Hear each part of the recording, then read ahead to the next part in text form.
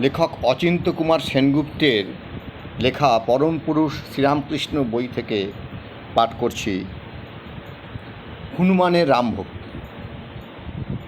দ্বারকায় এসে হনুমান বললে, আমি সীতারাম দেখব। শ্রীকৃষ্ণ বললেন, এখানে সীতা পাবে কোথায়? তা জানি না, তুমি যখন আছো তখন সীতাকেও চাই।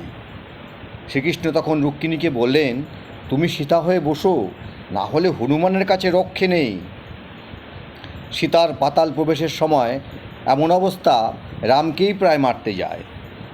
হনুমান দেহসুখ কিছুই চায় না, শুধু ঈশ্বরকে চায়। স্ফটিক স্তম্ভ থেকে ব্রহ্মাস্ত্র নিয়ে পালাচ্ছে।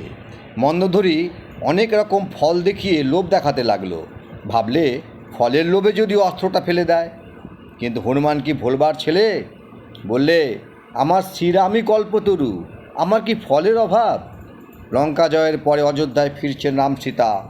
কত মিলন উৎসব, কত আনন্দ কোলাহল। পরিত্যক্তের মতো এক কোণে পড়ে আছেন কৈকেয়ী। কই কই আমার কৈকেয়ী মা কই? হনুমান এসে তাকে সম্বর্ধনা করলে।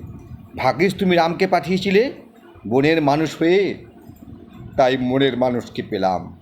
ঈশ্বরের আনন্দে মগ্ন হলে ভক্তের আর হিসাব থাকে না। একজন এসে হনুমানকে জিজ্ঞেস করলে, আজ কোন তিথি? হনুমান বললে, কে তোমার বার তিথির খোঁজ রাখে? রাম ছাড়া আর কিছু জানি না। বাৎসল্যভাবে যশোদা ননি হাতে করে বেড়াতেন, কখন গোপালকে খেতে চাইবে। বলতেন, আমি না দেখলে গোপালকে কে দেখবে? তার অসুখ করবে। উদ্ধব বললেন, মা, তোমার কৃষ্ণ সাক্ষাৎ ভগবান, তিনি জগৎ চিন্তামণি। যশোদা বললেন, ওরে, তোদের চিন্তামণিকে চিনি না, আমার গোপাল কেমন আছে তাই বল।